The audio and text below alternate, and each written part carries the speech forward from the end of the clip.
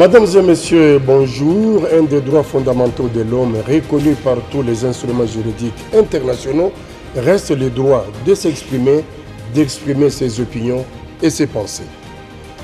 En matière de presse, on parle de liberté de presse, ce qui implique que les journalistes, les caricaturistes, les chroniqueurs, bref, les professionnels des médias ont le devoir de communiquer leurs pensées à travers la radio, la télévision, les journaux ou l'Internet, ou si vous voulez, à travers un support pour informer pleinement les masses sur tous les problèmes vitaux de leur existence. C'est dire que la liberté de presse reste un instrument fondamental de développement et donc étouffer cette liberté équivaut à freiner le développement, à arrêter la croissance. Les géniteurs de la Déclaration universelle des droits de l'homme en 1948 l'ont compris et tous les pouvoirs du monde également. Dès lors, nous cherchions à comprendre aujourd'hui toutes ces altercations entre journalistes et dirigeants politiques ou économiques allant jusqu'à imposer la mort à ceux-ci dans l'exercice de leurs fonctions. C'est donc de tous ces problèmes liés à cette liberté, à notre liberté, nous les professionnels des médias, que nous allons examiner ce dimanche 3 mai 2020, soit 27 ans après la reconnaissance internationale de ces droits et qui malheureusement aujourd'hui tombe dans un contexte très morose du coronavirus, contexte qui nous impose d'ailleurs un autre regard de réflexion. Ce soir, Élysée, nous avons l'honneur de recevoir non seulement les responsables des organisations professionnelles, mais également des officiels. Bonsoir Oscar Kabamba, bonsoir aux téléspectateurs qui nous suivent de partout. Et c'est vrai qu'on va recevoir des officiels, aussi bien de l'organisation, de la corporation journalistique, mais également de l'organisation qui s'occupe de la presse et des médias. Sur ce plateau, à ma gauche, je vais commencer à ma gauche, nous avons le représentant pays de l'UNESCO. Il s'agit de M. Jean-Pierre Iboudou. Bonsoir. Bonsoir, madame. Et juste après M. Jean-Pierre Iboudou, il y a le président national de l'Union nationale de la presse du Congo, Kasonga Chilunde, Jean Boucard. Bonsoir et bienvenue. Merci. Juste après le président national de l'UNPC, nous avons Madame Maïmona de l'UCOFEM. Bienvenue à vous. Merci. Et à ma droite, nous avons la députée nationale, élue de la circonscription de la FUNA, présidente de la commission de droits de l'homme à l'Assemblée nationale, Christelle Voanga. Bonsoir et bienvenue. Merci. Et juste après la députée nationale, nous avons le secrétaire général de Journalistes en danger, GED, Chivis Chivoadi. Bonsoir et bienvenue à vous. Voilà, merci Élysée. Nous aurons voulu que ces plateaux soient beaucoup plus fournis. Il y a les amis qui ne sont pas là et pourtant ils ont reçu l'invitation et ont confirmé leur participation. C'est notamment le président de l'ANEAP, le président du CESAC et même le représentant du ministère, les représentants du ministère de la Communication et des Médias et celui de la présidence. Évidemment, on comprend, ils sont peut-être très occupés à autre chose, mais enfin, l'émission doit avoir lieu et nous devons continuer. Alors, la démocratisation des régimes politiques en Afrique dans les années 90 a été un élément détonateur, si vous voulez, à la série de réflexions ayant conduit l'accompagnement du pluralisme dans le monde politique, syndical et dans les domaines des médias. Je propose à votre attention ces commentaires de notre consoeur Émilie Kayindo de la rédaction française. Voilà, nous partons à la régie pour ces premières images. Le vent de la démocratisation ayant engendré le pluralisme politique au cours des années 90 a fait ressentir l'impérieuse nécessité de soutenir la libre circulation de l'information. Les participants au séminaire de Windhoek en Namibie du 29 avril au 3 mai 1991 se sont penchés sur toutes les questions relatives au développement d'une presse africaine indépendante et pluraliste, conformément aux prescrits de la Déclaration universelle des droits de l'homme.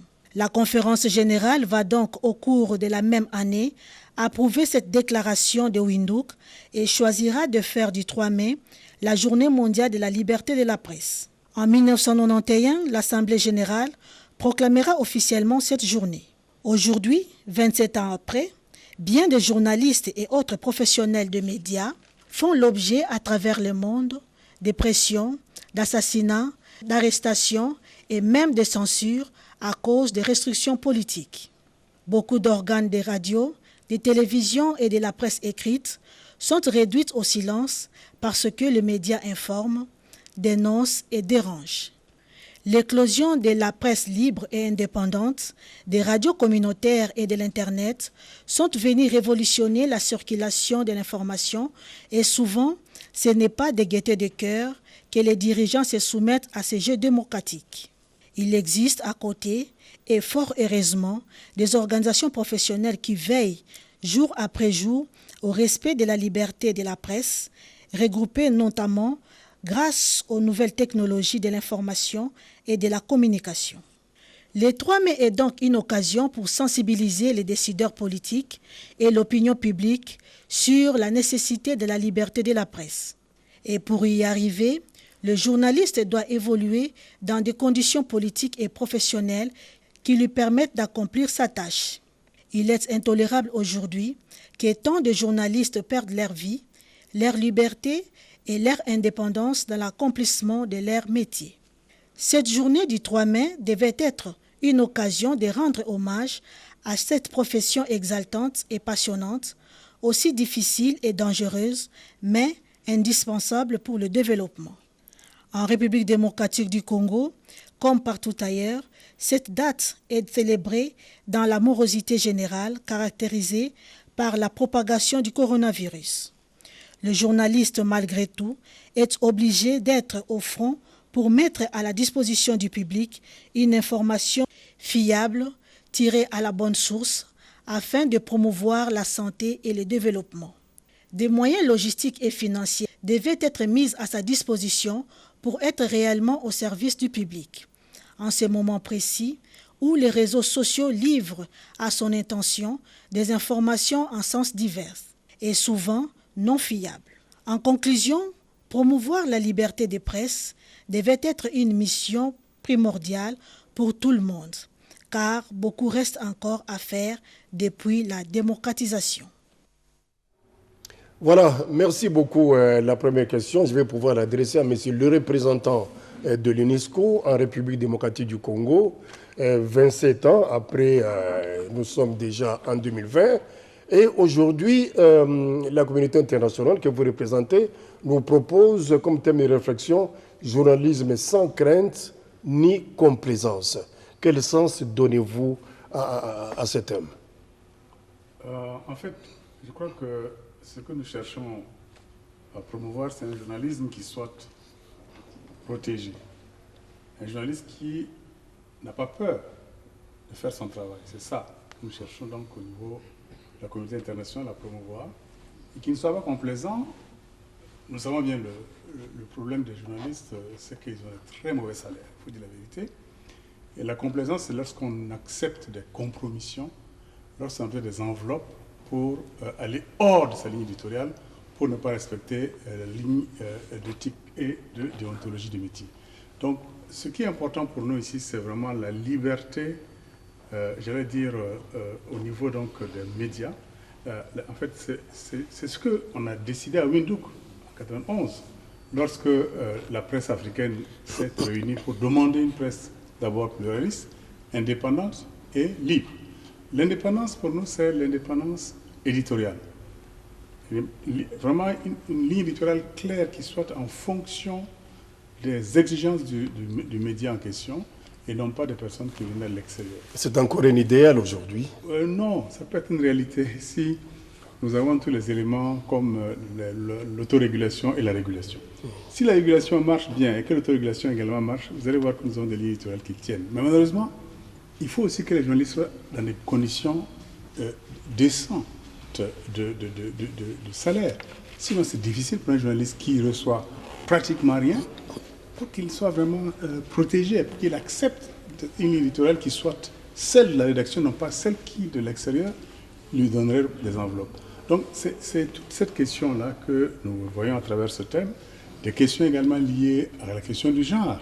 C'est très important que la liberté ou l'indépendance des médias passe aussi par la revalorisation de nos consoeurs, qu'elles aient des postes de direction comme les hommes, parce que si on regarde, 73% des postes de direction, c'est les hommes.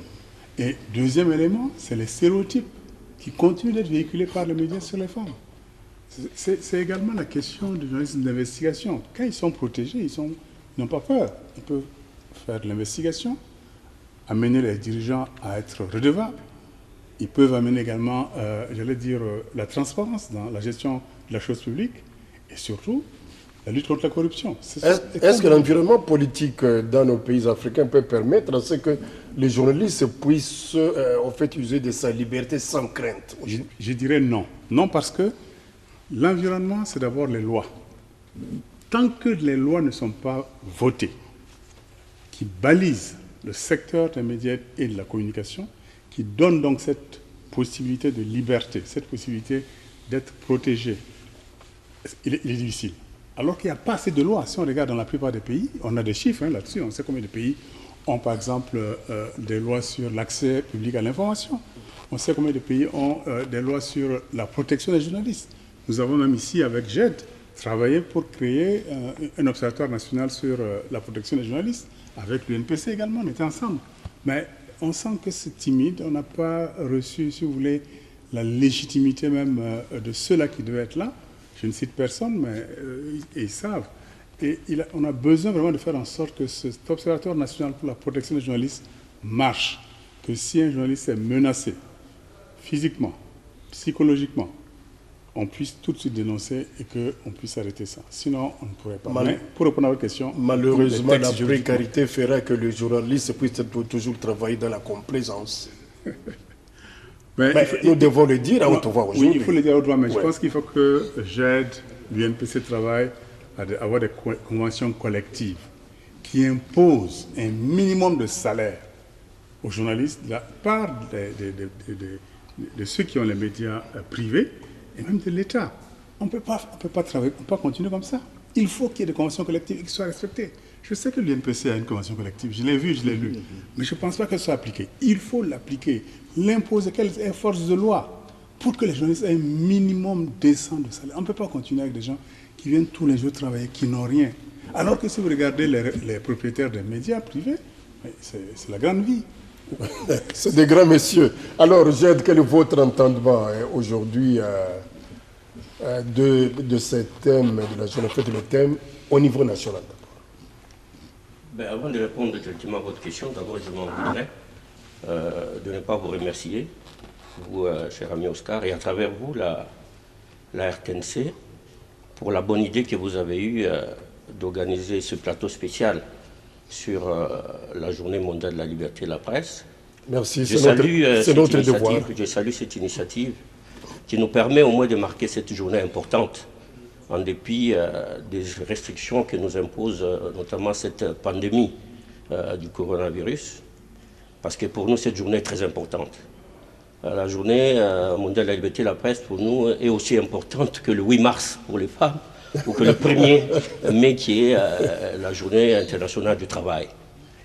Alors, il faut, pour comprendre un peu l'importance et le sens de cette journée, lire un peu correctement cette déclaration de Windhoek, dont vous avez parlé dans votre commentaire, qui est à la base de cette journée. Cette déclaration insiste sur l'importance d'une presse libre, indépendante et pluraliste pour la consolidation de la démocratie dans un pays et pour le développement économique et social. Cela veut dire ceci, que des études ont même démontré qu'il y a un lien, ou en tout cas une relation de cause à effet, entre l'existence dans un pays des médias libres et indépendants et le progrès économique et social qu'on peut observer dans ces pays-là. Et à contrario, on a constaté que dans des pays où il n'y a pas de liberté de la presse, ces pays-là ont tendance effectivement à sombrer, et dans ces pays-là, dans beaucoup de crises et dans la pauvreté. Donc c'est important. Et comment vous expliquez ça?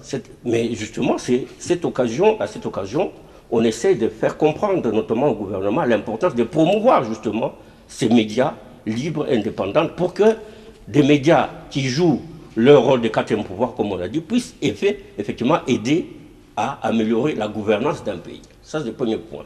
Deuxième point que je considère aussi important à souligner aujourd'hui, c'est que pour nous, les défenseurs de la liberté de la presse, cette journée nous donne l'occasion, n'est-ce pas, de rappeler que chaque jour, dans le monde, en Afrique et même dans notre pays, il y a des hommes et des femmes qui risquent leur vie, qui risquent la mort, qui risquent la prison et qui subissent toutes sortes d'exactions pour apporter aux autres l'information dont ils ont besoin.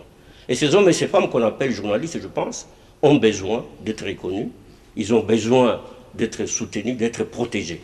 Et je pense que c'est de la responsabilité des pouvoirs publics, oui, et ces mêmes pouvoirs publics. D'accord, monsieur le président de JEP. Est-ce que l'après-Windhoek est différent d'avant Windhoek? Il y a encore du chemin à faire. C'est pour cela que chaque année, on célèbre cette journée et chaque année, compte tenu du contexte global, on essaie de trouver un thème. Parce qu'il faut toujours continuer à rappeler, notamment au gouvernement, leurs engagements et leurs responsabilités. Vous savez que la plupart des gouvernants ici ont ratifié, n'est-ce pas, la plupart des textes fondamentaux, des textes instrumentaux, justement, qui reconnaissent et garantissent la liberté de la presse. Et aujourd'hui, c'est l'occasion de dire à ces gouvernements qu'ils doivent respecter les engagements qu'ils ont souscrits, notamment en respectant la liberté de la presse, en protégeant les journalistes et, justement, en poursuivant les personnes qui mettent en danger la vie des journalistes. Je voudrais, si vous permettez, je vous en prie, rebondir sur avant Windhoek et après. Oui. C'est vrai qu'il y a beaucoup qui reste à faire, mais on a fait un pas énorme. Moi, je suis journaliste de formation. Je suis rentré à la radiodiffusion du Burkina en 1974. Et j'ai vu, c'était la voix de ce maître. On n'avait qu'un seul média. Oui. Il n'y avait pas deux. Aujourd'hui, je peux acheter 8-10 journaux le matin chez moi. Alors qu'avant, ce n'était pas possible. Il n'y avait que le journal de l'État. Il n'y avait pas de radio privée. Moi, en tant que secrétaire général du ministère en 1990, j'ai fait passer la loi sur la privatisation des médias. Mais en termes de contenu, même en termes de contenu, il y a de la presse qui est critique. On a des journaux qui critiquent. Comme il a dit, tant que les lois ne protègent pas, et ça dépend des pays. Il y a des pays où les lois protègent un peu plus que d'autres, où les journalistes peuvent écrire des choses. Il y a des investigations qui existent. Je dirais également que avant Windhoek et après Windhoek, on a fait un bond énorme en avant.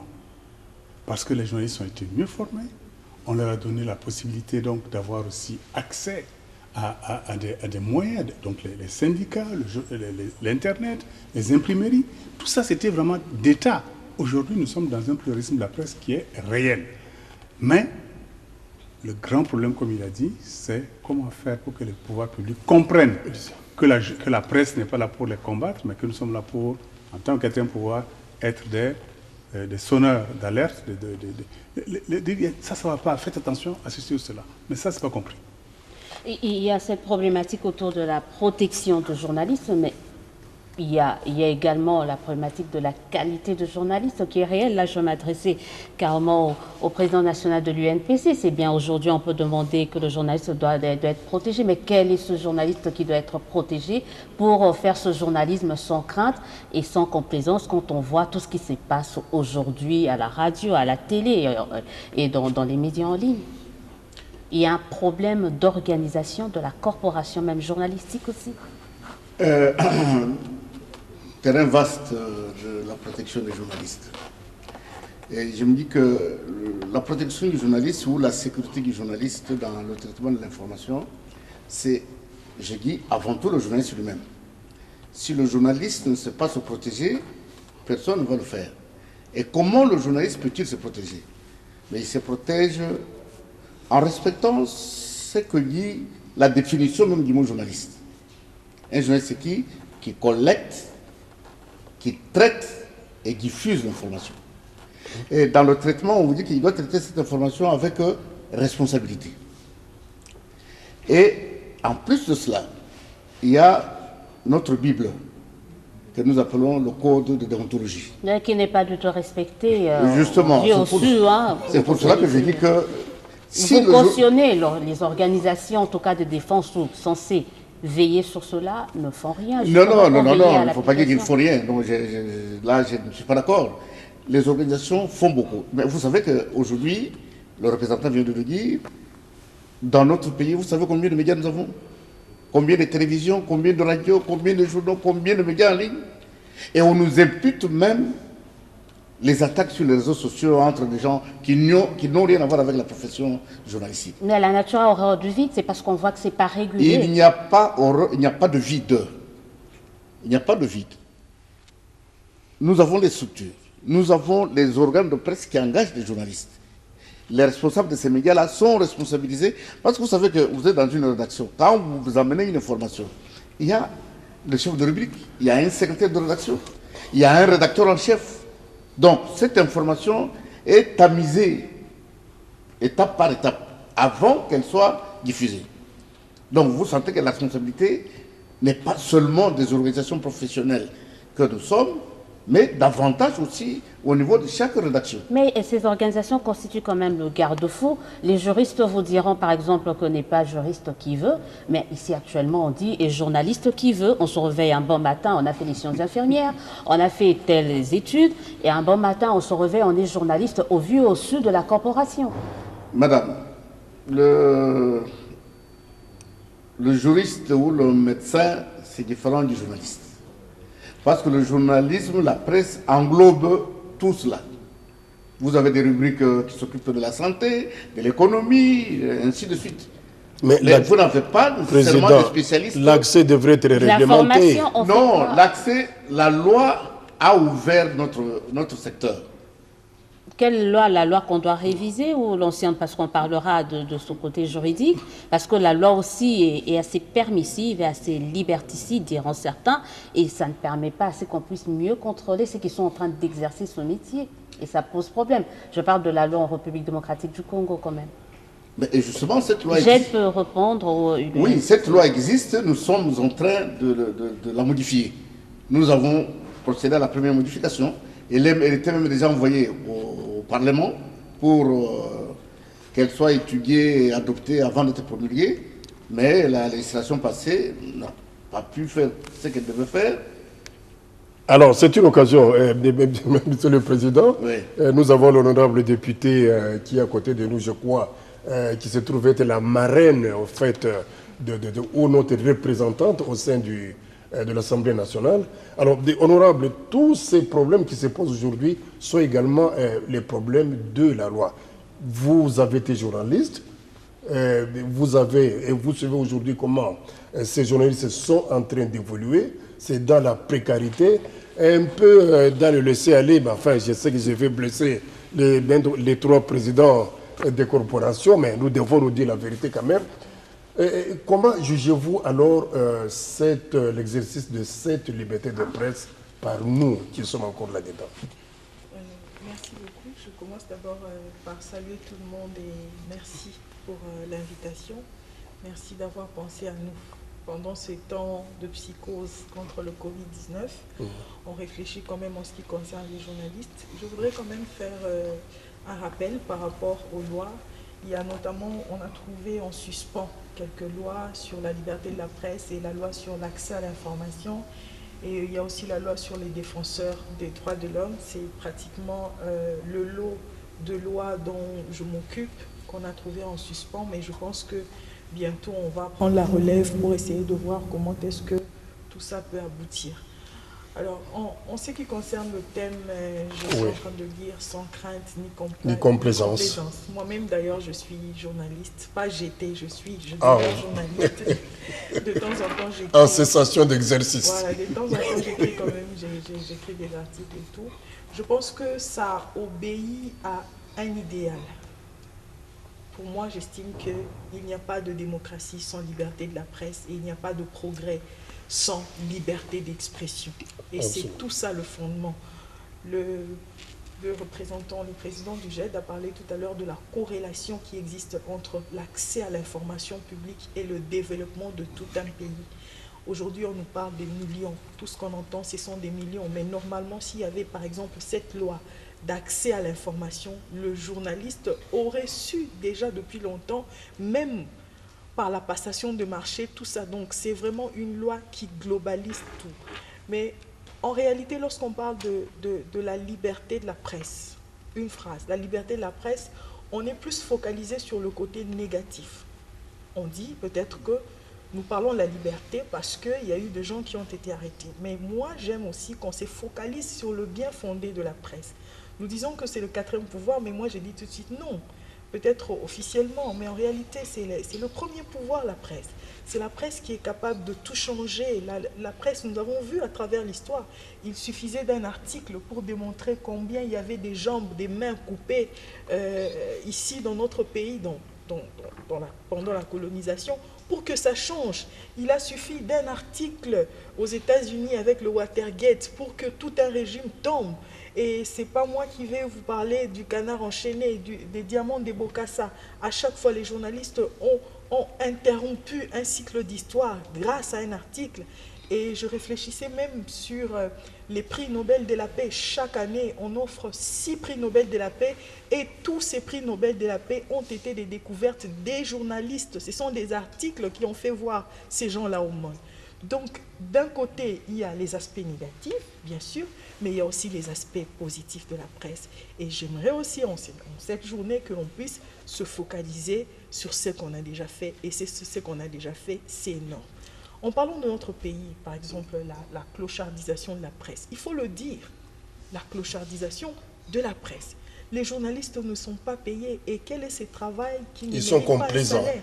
Ils sont complaisants, pas ricochet, c'est la suite logique. Quel est ce travail qui ne mérite pas un salaire? La nature a horreur du vide. Lorsqu'il n'y a pas un salaire, alors on va trouver un modus vivendi pour compenser tout ce qui manque. Et c'est devant ces dilemmes-là. Et on ne peut pas ici retrancher l'aspect politique ou bien l'aspect crise économique de notre pays. C'est-à-dire que chacun se cherche, que ce soit dans la politique, que ce soit dans le journalisme ou que ce soit dans un autre métier, chacun se cherche. Mais ce qui est le comble avec le journaliste, c'est que lui, il a un pouvoir. C'est qu'en se perdant, il peut faire perdre beaucoup de gens. Il y a derrière lui une masse de gens qui l'écoutent chaque jour à la radio, qui l'entendent parler, et ces gens-là, c'est comme leur magister Dixit, c'est que les journalistes ont dit. Donc, c'est la responsabilité, et le président de l'UNPC qui est là, le président de GED qui est là, d'ailleurs, je le réveille souvent quand il y a des journalistes qui sont arrêtés, pendant la nuit, je lui dis, on doit intervenir. Ça arrive. Pourquoi ça arrive? Parce que, évidemment, les hommes politiques considèrent les journalistes comme leurs rivales. Tant que vous faites la propagande pour un homme politique, là, ça va. Là, il est d'accord avec vous. Mais lorsque vous dénoncez ce qu'il a fait la nuit, alors là, vous brassez les épines, ça ne va plus, vous devenez l'ennemi juré à abattre. Et comme celui-ci fait son travail avec toute éthique et déontologie, c'est en ce moment-là que la loi maintenant intervient pour la protection du journaliste. À ce jour, on ne sait même pas c'est qui le juge naturel d'un journaliste. Chacun arrête un journaliste selon ses accointances. S'il a des amis à l'ANER, c'est l'ANER. S'il a des amis au Kankokolo, c'est au Kankokolo. Mais ça nous revient, nous, qui ont une parcelle de responsabilité. Vous, les politiques surtout. Les politiques et les organisations. C'est vous qui nous faites tuer, c'est vous qui nous jetez en prison tous les jours. Bon, moi, je suis semi-journaliste, semi-politique. Bon, d'accord. Alors, c'est vous qui nous jetez en prison. Oui. Il suffit qu'on dénonce quelque chose, oui. Et tout de suite, et comme vous avez dit, c'est la sécurité, c'est la police, et puis c'est parti. Et j'aime, laissez-moi vous prendre ce mot dénoncer, c'est ça. Lorsqu'on on dénonce quoi? On dénonce pour qu'il y ait une suite logique. Et cette suite logique en ce qui concerne le pays, c'est le développement. Jamais un journaliste, d'abord si on ment, c'est la diffamation. D'habitude, par expérience, quand un journaliste ment, si je peux utiliser l'expression, d'habitude, il n'est même pas poursuivi. Mais il est poursuivi quand il dit la vérité. Quand il dit la vérité, mais seulement, il y a l'éthique qui intervient, il y a aussi la déontologie. Même si on doit dénoncer, il faut le faire avec les règles de l'art. Merci pour cette objectivité, Madame la députée. Moi, je l'ai parlé, on a parlé quand même de juge naturel du journalisme, mais il y a quand même des structures. C'est vrai qu'on aurait bien voulu avoir le CESAC ici, parce qu'il y a des structures de régulation, d'autorégulation. Et moi, je ne cesserai de dire, ça ne fonctionne que quand on voit un politique venir dire que tel journal a mal écrit sur moi, mais le contrat, on ne l'a jamais vu. C'est-à-dire, il se pose aussi un problème, c'est là, excusez-moi de revenir quand même sur la responsabilité des organisations censées réguler le journaliste et la presse ici. Ne détournons pas vraiment le débat par rapport au thème de la journée, en essayant de jeter en fait toute la responsabilité du côté. Je pense que le thème même de la journée, il est assez clair, hein, sans crainte et sans complaisance. Je crois que les deux sont liés. Ce thème, pour moi, c'est en même temps un appel et une interpellation. Un appel d'abord aux autorités, au gouvernement, pour qu'ils créent des conditions qui permettent effectivement aux journalistes de pouvoir travailler sans crainte, sans peur. La crainte et la peur pour les journalistes aujourd'hui, c'est quoi? C'est la peur d'être même tué, d'être arrêté, d'être en prison, et qui a pour conséquence que le journaliste se censure ou s'auto-censure. Et ça, c'est une menace pour la liberté de la presse. Et ça, c'est un appel qui est lancé aux autorités qui doivent créer un cadre favorable et propice, justement, à ce que les médias puissent faire leur travail en toute indépendance, mais aussi en toute sécurité, et jouer le rôle qu'on attend d'eux, notamment pour lutter contre la corruption, le chien de garde de la société. On reviendra au cadre juridique, je crois, vers la fin de cette émission, mais il y a Madame la présidente de l'Union congolaise des femmes des médias. Directrice exécutive de l'Union congolaise des femmes des médias. Autant pour moi, Madame, merci beaucoup une fois de plus d'être des nôtres. Ça fait longtemps que vous êtes journaliste d'abord et puis vous évoluez dans cette structure depuis bien des années. Je sais que j'ai toujours été en contact avec vous, surtout en ce qui concerne les problèmes des genres dans les médias et consorts. Est-ce que vous avez la même compréhension aujourd'hui de la situation des médias eu égard au thème qui est le nôtre aujourd'hui? Est-ce que vous avez le même entendement que les autres collègues qui sont ici? Ben oui, ça c'est le métier. D'abord, merci de nous avoir associés à ces plateaux spéciaux pour 3 mai. Je crois que la lecture de l'UCOFEM comme structure qui regroupe les femmes journalistes ne peut pas être différente des autres. Seulement à cela, on ajoute un aspect genre. Quand on parle de crainte, journalisme sans crainte, journalisme sans complaisance, c'est d'abord on voit les journalistes sans voir le sexe, hommes et femmes. On exerce le métier de la même manière. Ouais. C'est-à-dire qu'il faut d'abord que la journaliste ou le journaliste puisse respecter le code de déontologie, chercher à être professionnel, voir comment est-ce que... parce que tout à l'heure, Chivis a parlé de la responsabilité des autorités, mais moi je voudrais vraiment mettre l'accent sur la responsabilité du journaliste parce que c'est notre profession que nous avons l'obligation de protéger. Nous avons hérité de cette profession et nous devons protéger pour ceux qui viennent. Parfois, on voit des gens qui exercent cette profession comme si ça commençait ici au Congo. Les normes sont les mêmes. Que ce soit ailleurs ou ici, on fait le journalisme de la même manière. Quand vous parlez de problèmes d'autocensure, certaines personnes se disent « mais non, on ne peut pas le faire parce qu'on ne veut pas s'exposer ». Ça, c'est un problème. Il faut plutôt chercher à améliorer cela, à chercher à faire son travail, comme on l'a dit, avoir des médias libres, des médias pluralistes, plutôt que de te dire, bon, j'ai fait seulement ce que je peux, le reste, là, ce n'est pas mon problème, parce que le contexte, c'est qu'il est. Et on tombe dans l'autocensure, parce qu'il y a beaucoup de journalistes ici au Congo qui font de l'autocensure.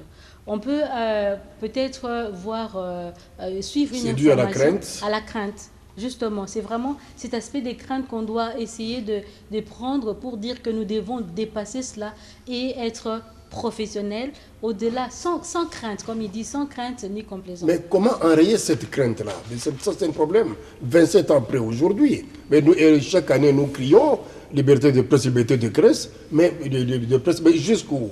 Mais justement, il y a un problème cadre cadre légal. Madame la députée a parlé des lois qui sont sur la table de l'Assemblée, la chambre haute et chambre basse du Parlement pour avancer. La loi de la liberté de la presse et puis la loi d'accès à l'information. Ce sont des lois importantes qui doivent aussi être revues aujourd'hui pour améliorer les choses et que les journalistes se sentent à l'aise, se sentent, comment dire, renforcés, supporté ou appuyé par la loi pour bien faire son travail. Monsieur le représentant a un complément d'information. Oui, un complément par rapport à ça. Je voulais réagir sur 3 points. Le premier, c'est l'accès au métier. Je crois que, monsieur le président de l'UNPC, la grande question ici, c'est l'accès à la carte de presse, ce sésame-là. L'accès ne doit pas être donné à tout le monde. Il n'est pas journaliste qui le veut. Il faut qu'on soit clair aussi là-dessus. N'est pas médecin qui le veut, n'est pas journaliste qui le veut. C'est pas parce que je sais parler aussi, je sais écrire que je suis journaliste. Il y a quand même des prérequis au niveau de la formation. Formation professionnelle, technique d'une part, mais également la question de la formation sur le code déontologique. Et l'accès à la carte doit être réglementé de manière très, très, très stricte. Parce que si tout le monde a accès à la carte, ça dit que tout le monde est journaliste et on fait n'importe quoi. Donc ça, pour moi, c'est un truc très important sur lequel il faudrait vraiment mettre l'accent là-dessus si, par hasard, vous avez la chance d'organiser les états généraux de la presse dont on parle. Deuxièmement, l'honorable député a posé la question donc, des textes de loi. Je voudrais également dire que l'UNESCO s'est aperçu que beaucoup de procureurs, de juges, de magistrats, de parlementaires ne sont pas sensibilisés sur les grands textes relatifs donc, à la liberté d'expression dans le monde. Il a parlé de le texte de la liberté, de la Déclaration universelle des droits de l'homme. Il y a d'autres textes. Et nous faisons un travail dans beaucoup de pays. Nous avons commencé à faire en sorte que toute cette catégorie de gens qui vont décider de la vie des journalistes soient sensibilisés plus à cela quand il serait question donc de prendre des décisions sur des délits et dits de presse. Troisième point, et je vais m'arrêter là, c'est la question donc de la responsabilité des journalistes. Je pense que, madame, ce qui est important pour moi aussi, c'est l'autorégulation. Si vous avez des structures de régulation, l'UNPC, régulation. Mais l'autorégulation, c'est là que nous, en tant que journalistes, nous apprenons à développer une culture de la critique et de l'autocritique. C'est là que nous développons... Il y a aussi le CESAC. Et oui, mais c'est eux, c'est leur rôle. C'est d'amener même dans chaque rédaction un petit groupe d'autorégulation. Qu'on puisse se critiquer. Ton article n'était pas ça, ou bien l'émission radio que tu as faite, il fallait ajouter ça. Et c'est comme ça que l'autorégulation peut nous amener aussi à mieux nous en sortir. Sinon, ça pose problème. Et ça, c'est des éléments qui sont importants pour nous. On va prendre la députée Christelle Vanga tout à l'heure, revenir quand même sur Madame Maïmona par rapport à la problématique du genre. Vous avez parlé du contenu qui ne fait pas trop allusion au genre parce qu'il y a, voilà, le pouvoir d'achat n'est pas le même chez la femme que chez l'homme. Mais je voulais revenir sur le contenant. Est-ce que le contenant, c'est-à-dire journaliste femme elle-même, n'est pas dès le départ complaisante? Oui, complaisante par rapport aux questions de genre. Par rapport au conscient, par rapport même à l'exercice de ce métier, ou c'est juste un cliché qu'on colle à la femme journaliste? En fait, c'est vrai qu'il y a beaucoup de... monsieur le représentant de l'UNESCO avait évoqué des stéréotypes tout au début qui sont de manière un peu particulière pour les femmes, parce que quand on regarde la femme, c'est un peu comme l'image de la femme en société de manière générale. Comment est-ce que la société voit la femme? Et donc, quand nous allons dans les médias aussi, c'est la même chose. On ne fait que transposer c'est le regard de la société sur la femme dans les médias. Et les médias ont tendance maintenant à relayer cela, et quand les médias les relayent, ça se renforce encore dans la société.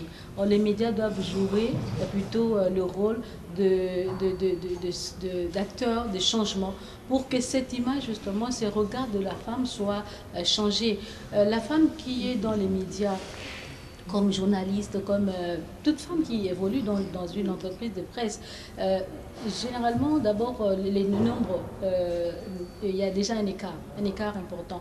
Mais je vais aussi dire qu'il y a un écart, mais il y a une évolution. Et ça, on les salue. Depuis, nous avons commencé à suivre cela depuis 2006 et on se rend compte qu'il y a une évolution. Quand on a commencé, c'était 20% des femmes dans les médias que nous avons pris comme échantillon. Et maintenant, on est à 33% des femmes, 34% même pour la représentation des femmes dans les médias. Et donc, il y a évolution. Maintenant, c'est aussi un aspect de qualité de ces femmes. Et donc, la qualité, on peut dire que voilà, il faut améliorer, mais ce ne sera pas seulement pour les femmes, il faut améliorer pour les femmes, il faut améliorer pour les journalistes de manière générale. Et ça, c'est vraiment aussi... Très bien, madame. Vous dites qu'on a fait un pas, les représentants, et puis les autres l'ont dit ici. Mais je voudrais que nous puissions nous transporter maintenant sur le plan africain et même mondial. Est-ce que, comparaison faite avec les autres pays, est-ce que nous sommes allés, est-ce qu'on a fait un pas? Lors du dernier classement de Reporters sans frontières, l'année passée, on était à la 154e. Oui, 154e. Et aujourd'hui 150e. 150e. On a gagné 4 places. 4 petits grands points. Ah oui, mais on patauge. C'est déjà quelque chose. Mais je voudrais... Pourquoi? Oui, avant ça, mais pourquoi alors? Pourquoi? Je voudrais d'abord pour dire deux choses par rapport à ce classement. Il y a plusieurs critères, d'abord, qui entrent en compte dans l'analyse des situations dans les pays qui permettent d'établir effectivement ce classement. Je vais en citer peut-être 2 ou 3 critères. Il y en a peut-être d'autres. Le premier critère, d'abord, c'est l'environnement global dans lequel travaillent les journalistes et les médias. Aussi bien sur le plan politique, sur le plan économique et sur le plan sécuritaire. Et on sait que des pays qui sont en guerre, des pays qui connaissent des conflits armés sont considérés généralement comme des zones rouges pour les journalistes.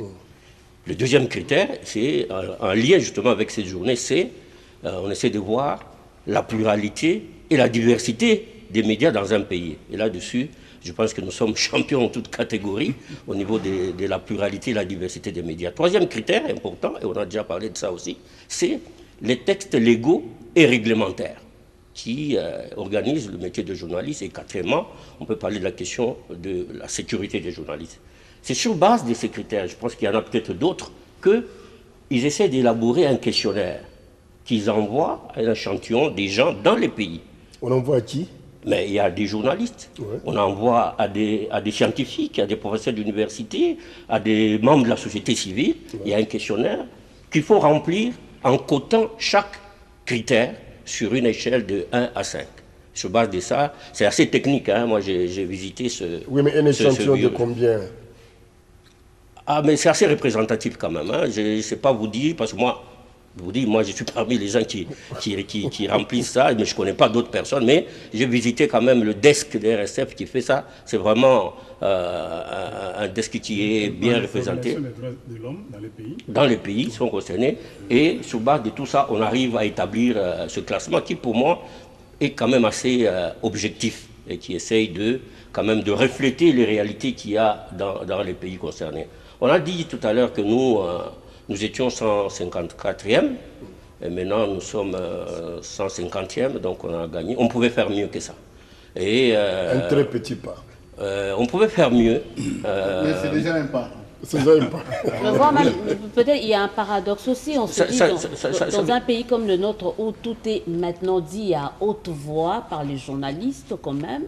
C'est-à-dire on a constaté quand même que on a constaté, et ça c'est une réalité, que après les élections, après la tension électorale qu'on a eue, et puis la passation pacifique des pouvoirs, il y a eu quand même une sorte d'accalmie sur le plan politique et qui a eu aussi des répercussions sur le plan de la liberté de la presse. Ça veut dire clairement qu'aujourd'hui, nous qui faisons le monitoring quotidien des attaques et des atteintes, on constate quand même qu'il y a de moins en moins d'attaques ou d'atteintes à la liberté de la presse que par rapport à ce que nous avons connu les années d'avant. Ça, c'est des points. Qu'est-ce qui a changé surtout? Je dis sur le plan des statistiques. Hein. Quand nous regardons le nombre des statistiques, ça veut dire qu'il y a de moins en moins. Aujourd'hui, par exemple, je peux vous dire qu'il n'y a aucun journaliste qui est en prison aujourd'hui.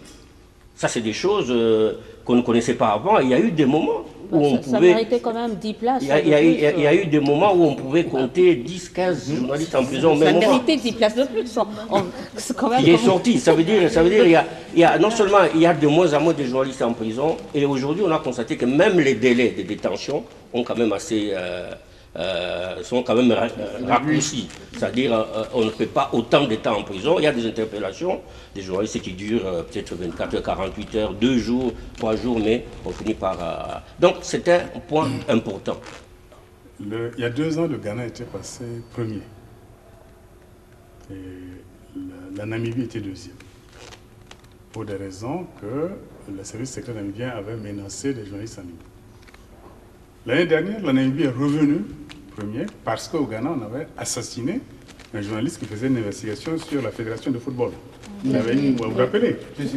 Donc, le fait aussi d'assassiner, le fait, j'allais dire, d'agresser, même verbalement, ou de harceler les journalistes, est un critère très important dans la classification également, avec ce que vous avez dit qui sont des critères, j'allais dire, très donc, objectifs. quand ça diminue ou quand c'est en baisse dans un pays, donc on peut supposer assez qu'on fasse un bond quand même d'avant. Je vais vous dire, cette année, par exemple, nous avions espéré, je crois que je l'avais dit d'ailleurs le 3 mai, quand on a célébré la journée à Béatrice devant le président de la République, nous avions vraiment espéré que nous allions ouvrir une nouvelle ère de la liberté de la presse, où on n'allait pas faire des deuils des journalistes assassinés, on n'allait pas connaître des cas de journalistes arrêtés, malmenés, etc. On espérait bien cela.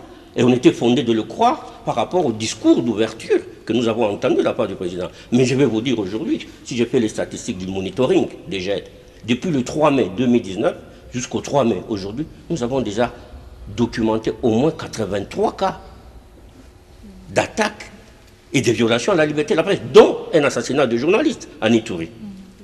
Et comme il a dit, les assassinats des journalistes, ce sont des critères qui comptent beaucoup.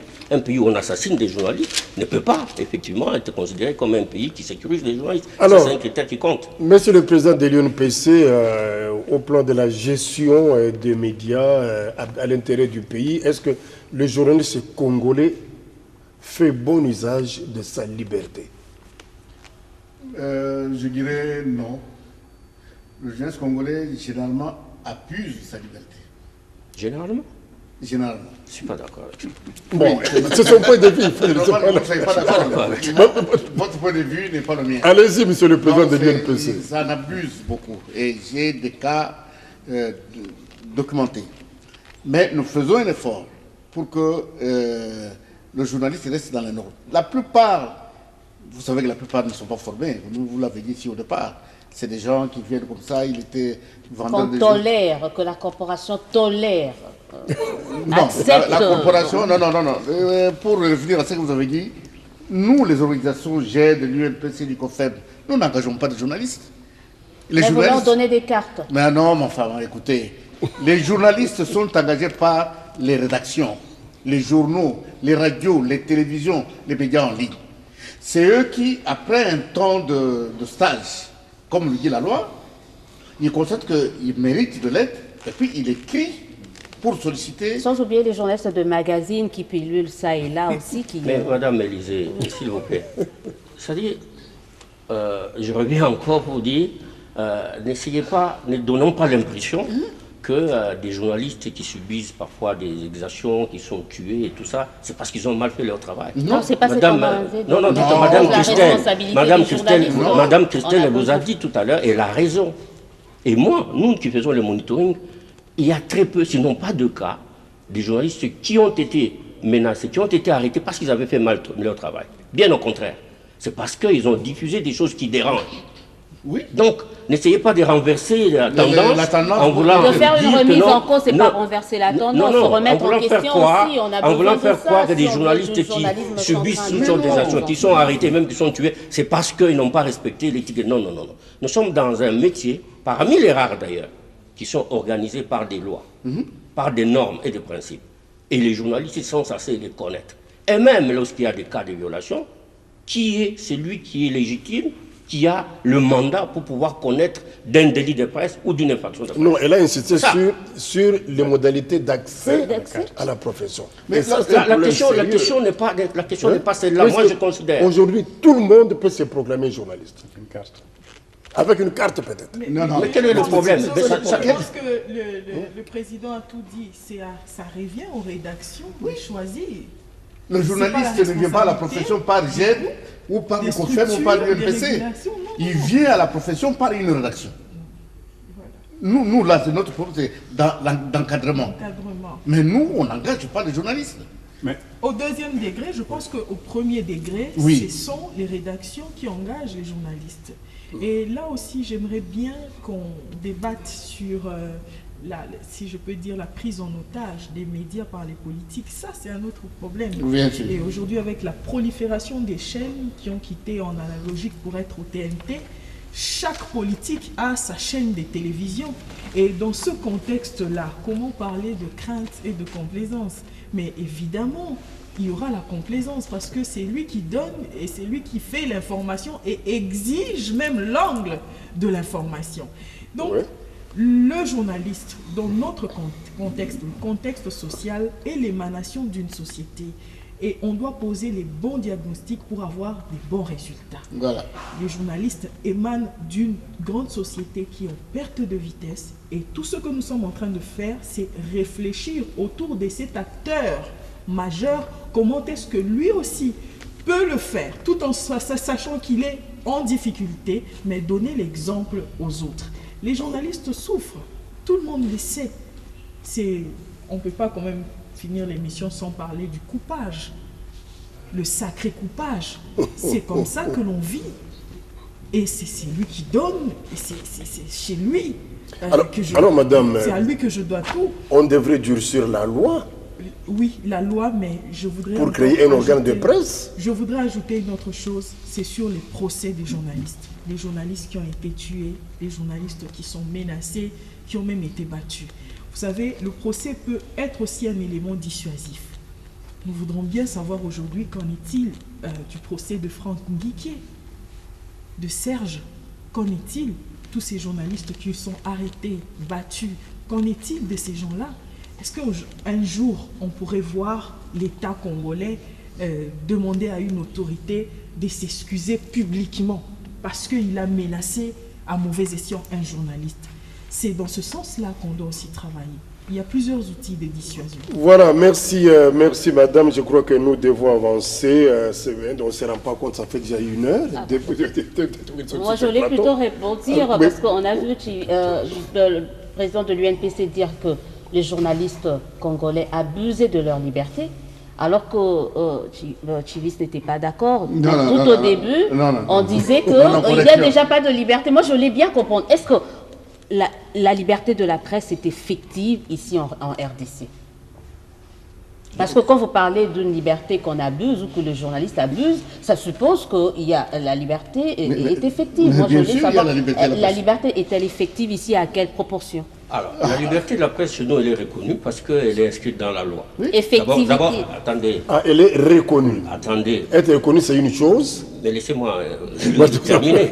Ça veut dire que vous avez, d'abord, vous avez ce qu'on appelle les instruments internationaux, parce que nous parlons de la Journée mondiale de la liberté de la presse. Nous n'avons pas inventé ça.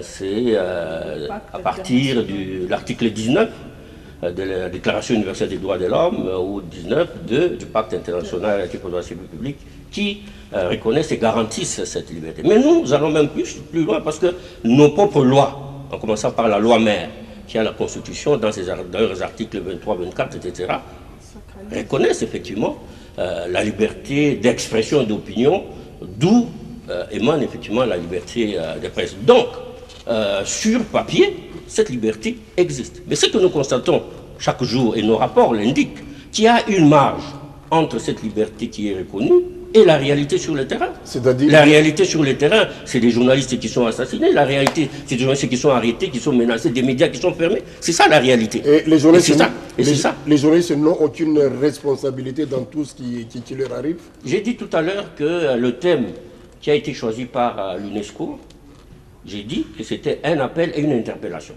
J'ai dit une interpellation pour les journalistes qui doit se remettre en cause. Par rapport à son comportement, parce que la complaisance, parfois, rime avec connivence, etc. On peut essayer d'expliquer par le fait, effectivement, on a parlé du coupage, etc., le fait que la précarité expose le journaliste à ça. Mais je ne justifie pas cela. J'ai dit, le journaliste, en tout temps, et quelles que soient les circonstances, doit rester professionnel. Alors, Madame Delucofem, la journaliste ou les journalistes femmes, est-ce qu'elles usent à bon escient cette liberté qui leur est octroyée? Mais c'est comme les hommes journalistes. C'est la discrimination. C'est comme si, oui, c'est comme si les femmes, peut-être avoir un regard... C'est vrai, puisque vous occupez plus de cette catégorie. Oui, je comprends, oui, c'est comme ça, je voudrais quand même recadrer un peu. C'est-à-dire la femme journaliste ne pourrait exercer que dans cet environnement, et comme l'homme journaliste. C'est vrai, la liberté est reconnue, mais dans les faits, cela est vécu différemment. Parce que c'est vrai qu'on parle de... ils sont arrêtés, ils sont tués et tout, mais il y a aussi cet aspect... On tombe dans la complaisance. Pourquoi? Parce qu'on n'a pas cette liberté d'exercer normalement les métiers, parce que par exemple les conditions de travail ne sont pas réunies, et donc que ce soit pour l'homme ou la femme, les conditions ne sont pas réunies. Donc ça empêche aussi cette liberté là, parce que pour traiter l'information tu vas dépendre. On a parlé de coupage, mais le représentant a parlé de enveloppes, c'est pareil, que les journalistes reçoivent parce que n'a pas, que ce soit l'homme ou la femme, reçoit parce que n'a pas un salaire, il n'a pas, donc il doit vivre. Donc ça c'est une atteinte à la liberté quand même de la presse, quand on doit dépendre de ça. C'est pas une presse libre, c'est pas une presse pluraliste ou autre. Il faudra qu'on puisse améliorer, et que le journaliste lui-même aussi puisse s'engager à cette amélioration.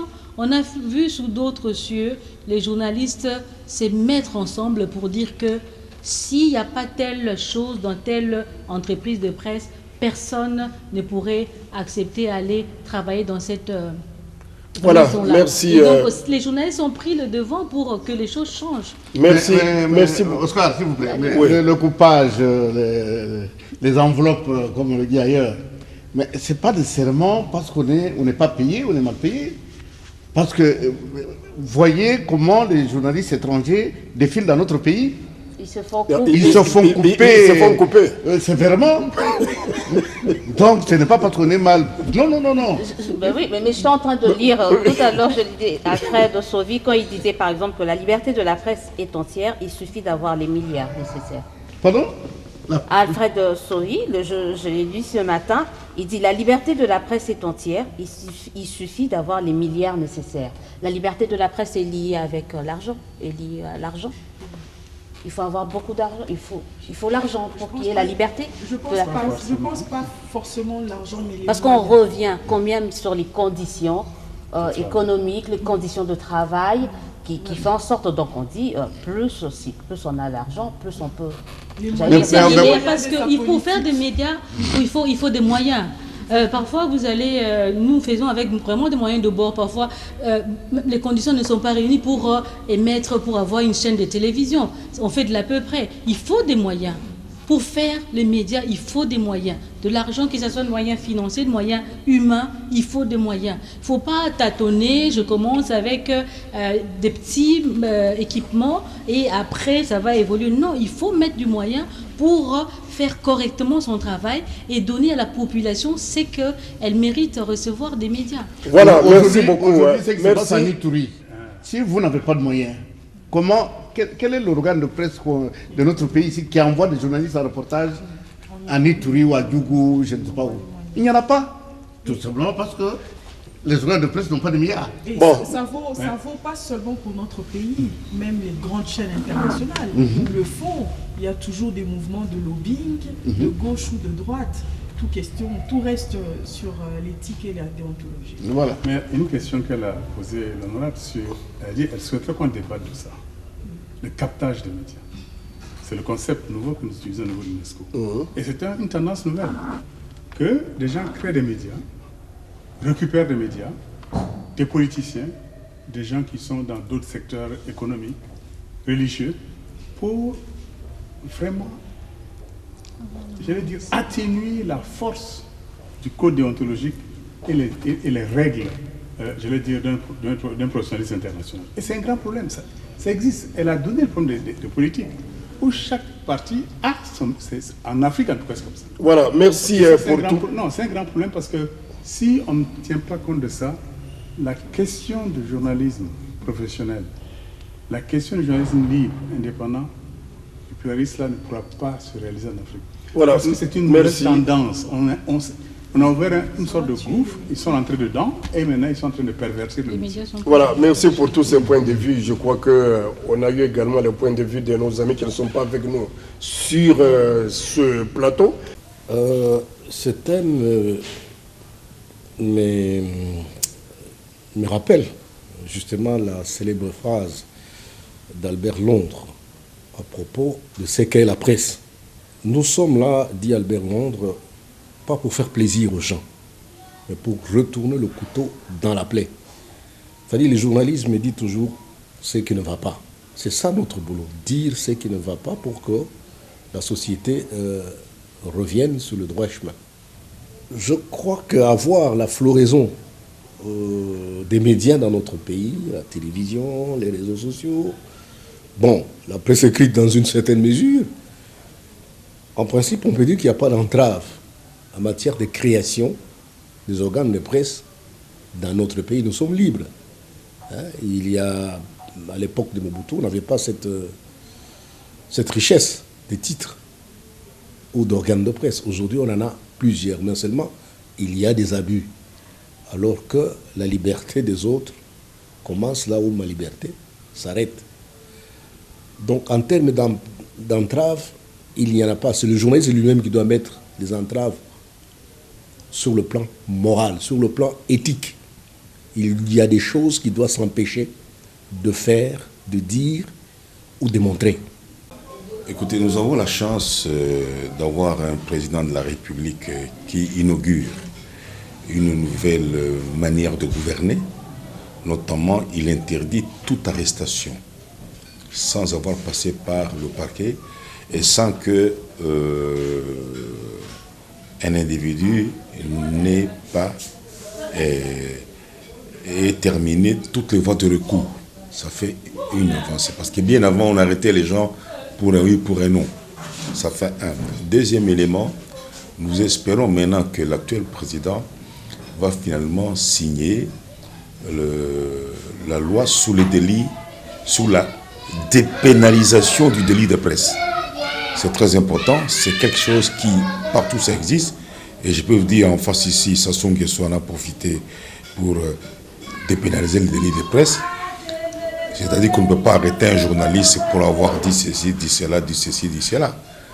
Si on trouve que le journaliste a exagéré, il a exagéré avec la liberté de la presse, eh bien, on le conduit devant le juge civil pour les dommages et intérêts de celui qui se sent concerné. Ça, c'est une bonne chose. Déjà, de par ma propre expérience, sous le régime Mobutu, nous avons travaillé sous le régime des censures à la rédaction et à la radio et à la télévision.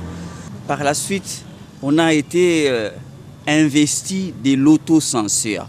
Ça signifie que la liberté de la presse, les journalistes que nous étions, nous n'avions pas les coudées franches pour traiter l'information de la manière qui correspondait au journalisme ou aux règles de la profession telles que nous autres, nous avons apprises à l'ISTI, Institut des sciences et techniques de l'information. On arrive en 1986, le maréchal Mobutu, président de la République, signe une ordonnance comme pour consacrer l'exercice de la liberté de la presse. Mais dans les faits, on a constaté que rien n'avait changé. On était toujours soumis au même régime de censure. Le régime actuel, Félix Tshisekedi, on essaie de voir comment ça va se passer. C'est encore le début, une année après. L'exercice de la liberté de la presse au Zaïre aujourd'hui, au Congo, à mon sens, a montré ses limites et qu'il faudrait réformer cette loi et la requalifier. Mais nous passons directement à un point assez capital, en fait, aux relations qui existent aujourd'hui dans notre pays entre la presse, entre les journalistes et les pouvoirs publics. Alors, il y a un nouveau pouvoir politique qui s'est mis en place, voici plus ou moins plus d'une année. Le chef de l'État avait fait honneur à la presse l'année passée en assistant ou bien en fêtant le 27e anniversaire de la déclaration ah oui, c'était le 26e anniversaire ici à Kinshasa. Alors, je vous propose, pour rafraîchir la mémoire, un extrait du message du chef de l'État ainsi que quelques promesses qui avaient été faites à la presse pour voir si les choses ont changé aujourd'hui. Les héros du jour, que sont ces dames et ces messieurs de la presse, qui, Dieu seul sait combien ils travaillent dur pour honorer leur métier, leur noble métier. Mais en tant que responsable numéro 1 de ce pays, je me dois d'être à leur côté, sans vouloir leur faire de l'ombre dans ce jour qui leur est dédié. Je me dois d'être à leur côté pour leur dire combien je suis soucieux des difficultés qu'ils traversent. J'ai promis lors de mon accession au pouvoir d'être celui qui favorisera la liberté de la presse, mais également qui consacrera la presse comme un véritable quatrième pouvoir. Qu'est-ce que j'entends par là? Eh bien, la première des choses que je voudrais dire ici, c'est que tout part des dernières élections, évidemment, et de l'alternance qui est survenue de ces élections. Cette alternance, n'en déplaise aux prophètes des malheurs, est pour moi une première pierre à l'édifice que je vous invite tous à bâtir, c'est-à-dire cet état de droit qui nous est cher et qui a été particulièrement cher à quelqu'un qui m'est très proche. Je pense ici à Étienne Tshisekedi Wamulumba, qui a consacré toute sa vie pour que cette liberté, cet état de droit surtout, devienne une réalité. Et donc, oui, ce qui s'est passé le 24 janvier est quelque chose d'historique, d'exceptionnel, et qui est une première pierre à l'édifice que je vous invite tous à bâtir. Mais pourquoi je le dis dans cette enceinte et aujourd'hui? Parce que je pense qu'en tant que quatrième pouvoir, comme je le disais, la presse est un des moteurs essentiels de l'érection d'un état de droit. Vous avez aussi des devoirs. Et votre devoir est, vous le savez mieux que moi d'ailleurs, d'observer cette éthique et cette déontologie qui vous a permis de devenir ou d'exercer ce noble métier. C'est très important de nos jours surtout, où il y a cette menace des fameux réseaux sociaux qui ont vu pulluler une autre catégorie d'hommes et de femmes de médias. Et une catégorie qui a pullulé un peu de manière sauvage et qui vous fait d'une certaine façon concurrence, voire qui jette parfois un discrédit à ce noble métier qui est le vôtre. Donc c'est très important pour vous de vous distinguer de de ces médias qui, comme vous le savez, amènent énormément de polémiques dans la société, et de vous distinguer en montrant ce que vous avez appris de par vos formations et qui nécessite... Alors, est-ce qu'on peut dire que c'est une nouvelle ère, c'est un nouveau pacte qui avait été signé, Monsieur le Président de l'UNPC, un nouveau pacte qui avait été signé entre la presse et les pouvoirs publics? Non, le pacte n'est pas encore signé. C'est des intentions que nous avons applaudies et nous attendons signer ce pacte-là. Qu'est-ce que vous attendez exactement? Ce que nous attendons, c'est que nous avons fait des propositions au chef de l'État pour que la presse congolaise puisse s'améliorer en attendant. Nous attendons que lui s'imprègne des propositions que nous lui avons faites, comme il nous l'avait promis, et qu'il nous dise comment on peut faire pour appliquer les propositions que nous lui avons faites à court, moyen et long terme. Donc, c'est ce que nous attendons. Juste, en ce moment ici, nous ne pouvons pas le dire. Peut-être que Tivis, avec qui nous avons élaboré ce document, peut ajouter un mot. Oui, je vais en ajouter même plus, parce que je pense que le terme pacte, il est totalement inapproprié ici. Il ne peut jamais y avoir de pacte entre les politiques et la presse. Jamais. Moi, je ne voudrais même pas qu'il y ait un jour un pacte, parce que justement, le pacte entre la presse et les politiques va amener à la complaisance. C'est ce que nous ne voulons pas. Est-ce que les deux... C'est que nous Est-ce que les deux peuvent regarder dans la même direction? Ce que nous avons salué, c'est qu'effectivement, ce discours d'ouverture du nouveau pouvoir, parce qu'on n'avait jamais entendu ça avant, le président nous a fait un grand honneur justement de venir présider cette cérémonie. Il a fait un discours d'ouverture que nous avons beaucoup apprécié, qui, pour nous, devait constituer effectivement le début d'une nouvelle ère, où, effectivement, le pouvoir devait créer des conditions. Je ne parle pas de pacte, créer des conditions qui puissent permettre, effectivement, que les médias puissent exercer leur travail de manière indépendante, de manière professionnelle et en toute sécurité.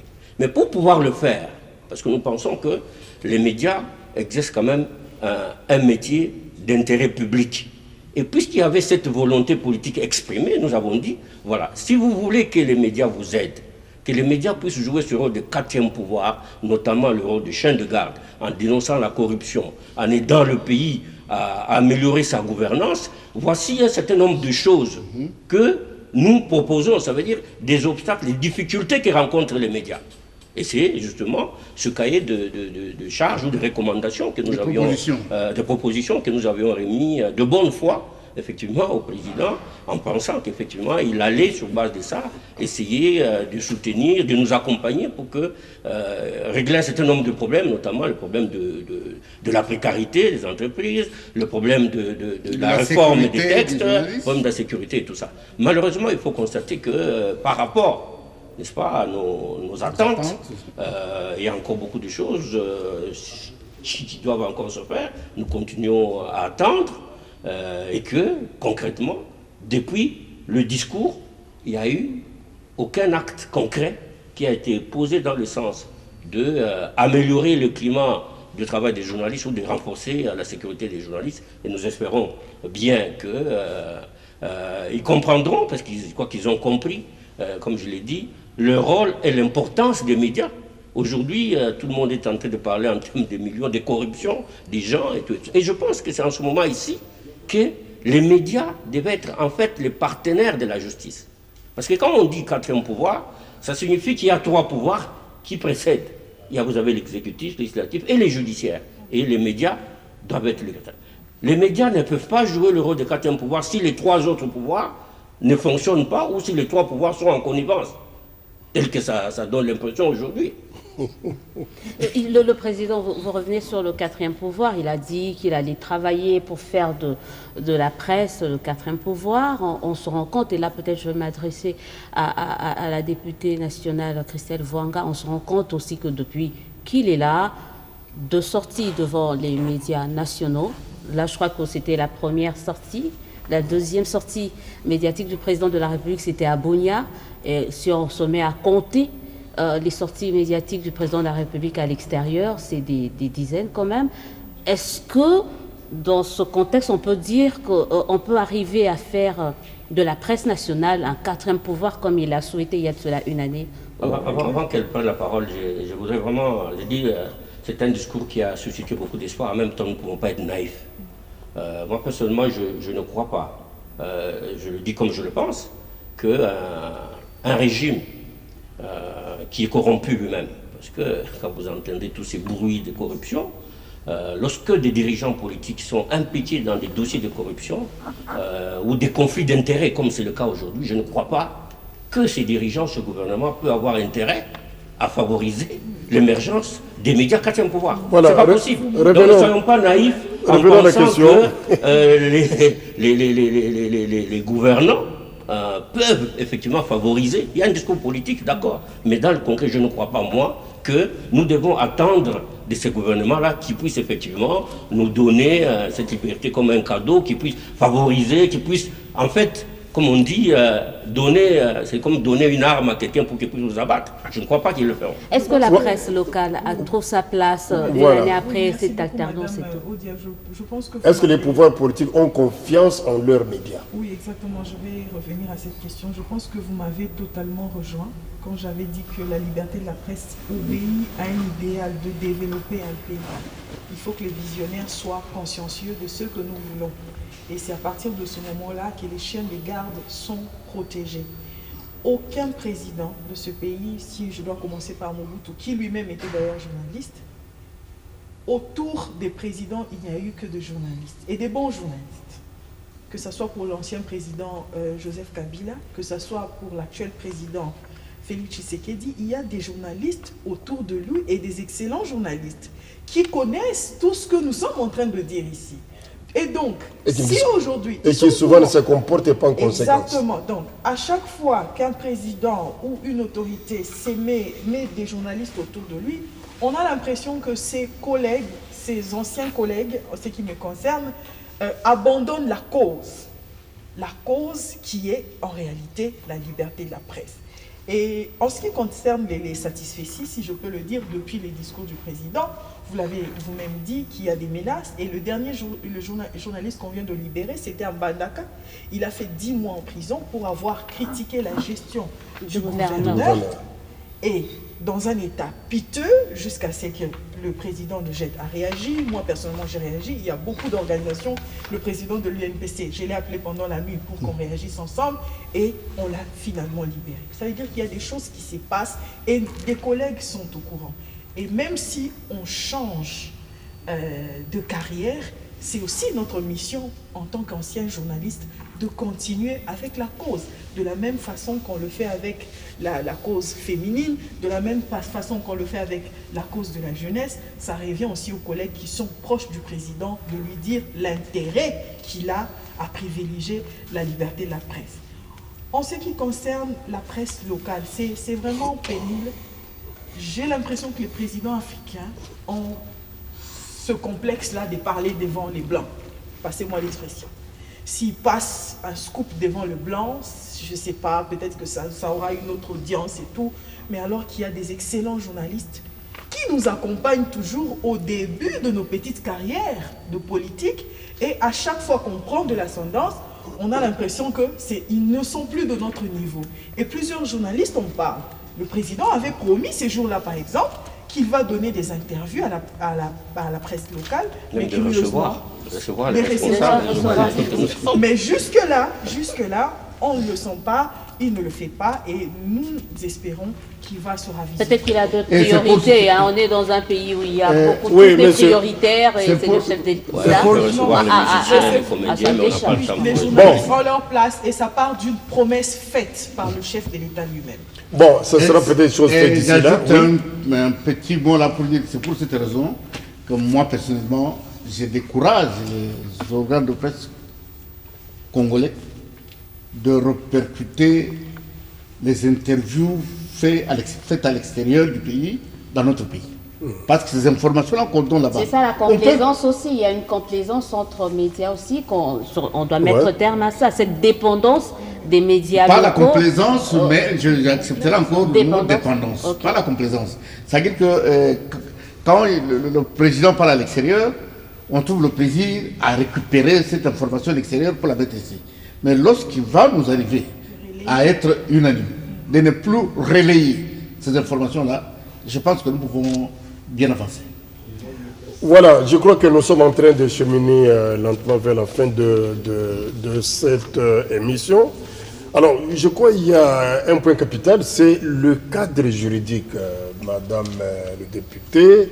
Nous avons des lois qui sont en souffrance et qui nous bloquent dans l'exercice de d'autres professions. C'est notamment la loi de l'accès à l'information. Il y a également les textes comme la loi de 1996, en fait, et tout ça, mais qui pourrissent encore dans les tiroirs du bureau de l'Assemblée nationale. Exactement. Comme je l'ai dit au début de l'émission, c'est qu'on a trouvé ces lois-là et il y a certaines organisations, dont l'UNPC, GED, Internews, avec qui on a travaillé pour voir comment est-ce que on voulait même changer pour faire endosser les lois à d'autres personnes parce que, évidemment, certains députés qui avaient endossé ne sont plus revenus à l'Assemblée nationale. Et il y a certaines lois comme l'accès à l'information où on a pensé qu'il fallait l'endosser à deux catégories, c'est-à-dire deux tendances politiques, que ce soit opposition et majorité, peut-être pour qu'on sente vraiment que c'est une question unanime. Parce que si c'est une tendance... on n'en fait pas une priorité, malheureusement. Oui, malheureusement, l'Assemblée nationale, il ne faut pas se leurrer. C'est un domaine le calendrier politique. de loi de mars, en tout cas, il n'y a aucune loi. Il n'y en a pas. Il y en a pas. C'est un domaine qui est politique, strictement politique, et il faut avancer avec le tact. Ce que nous faisons, c'est la passion, c'est ce qu'on aime. Mais il y a des gens qui n'aiment pas ce que nous aimons. Je crois que nous allons faire un dernier tour de table, puisqu'il est déjà temps. Voilà, je préfère que nous puissions commencer par Madame de l'UCOFEM. Derrière vous, il y a rôle et responsabilité des médias à l'heure du Covid-19. Est-ce que les journalistes font son travail correctement? Est-ce que les journalistes informent correctement et objectivement? On ne peut pas mettre tout le monde dans le même panier. Il y en a qui font bien leur travail. Mais j'ai constaté aussi qu'il y en a qui sont limités au fait. Eux-mêmes n'ont pas la vraie information pour pouvoir donner à la population ce qu'il faut. Et c'est malheureux. Et ce qu'il faut maintenant faire, c'est que peut-être il faut penser aussi à renforcer les capacités de ces journalistes parce que c'est une pandémie, c'est nouveau pour nous, c'est la première fois à travers le monde de vivre sur cette expérience. Et donc même les journalistes et les populations ont été pris de court. Et donc chacun essayait de faire ce qu'il peut. Certains journalistes vont même parfois à relayer certaines rumeurs. Ouais. Qu'on trouve par-ci, par-là, à travers les réseaux sociaux, pour en faire comme des informations de vraies, alors qu'ils n'ont pas vérifié. Donc je pense que c'est une interpellation pour nous de voir comment est-ce que nous, médias, nous devons vraiment jouer le rôle, notre responsabilité par rapport à cette situation que nous sommes en train de vivre, pour aider justement, parce que la population n'a pas l'information. Quand vous allez... dans certains milieux qui aujourd'hui continuent à croire ici à Kinshasa et en province que cette maladie n'existe pas. Et donc nous, médias, nous devons leur donner l'information pour protéger et arrêter la propagation de cette maladie. Si nous continuons à entretenir, à faire passer des fake news, donc nous n'aidons pas, nous, médias, à lutter contre cela. Donc c'est une interpellation pour que nous puissions faire correctement notre travail, informer correctement, pour que la situation soit, résolue, que nous puissions retrouver... Merci pour ça. Alors, le rôle négatif, Monsieur le Président de l'UNPC, que jouent les réseaux sociaux aujourd'hui. Les réseaux sociaux qui viennent occulter la bonne information. Et avec la consommation de ceci par la population, on a l'impression que la bonne information se dilapide dans le néant et ça nous amène à tout. Malheureusement, hélas, c'est ça la nouvelle société de l'information et de la communication.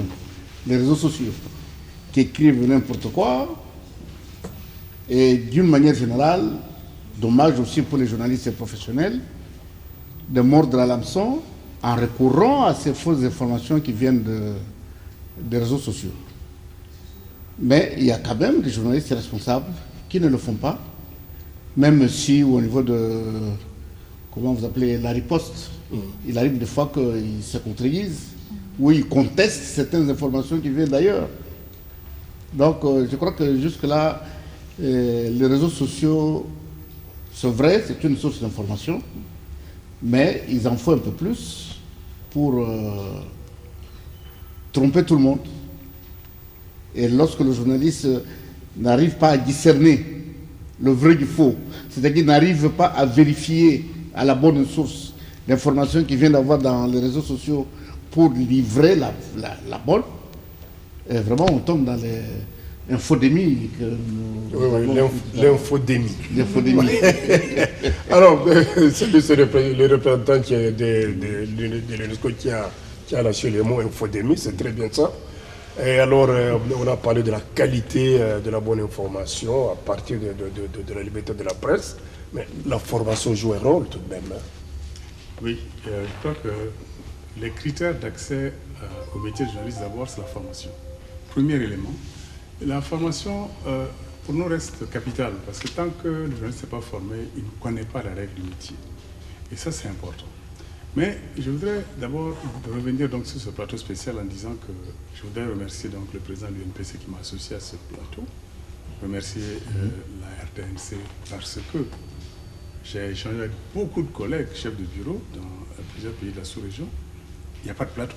Ils sont sur des trucs en ligne parce qu'il y a cette peur. Et je crois que vraiment c'est un courage, un effort que nous avons fait de pouvoir informer les Congolais sur cette journée mondiale de liberté de la presse. Et je crois que c'est une très bonne chose, vraiment, c'est à votre honneur que d'avoir organisé ce plateau-là.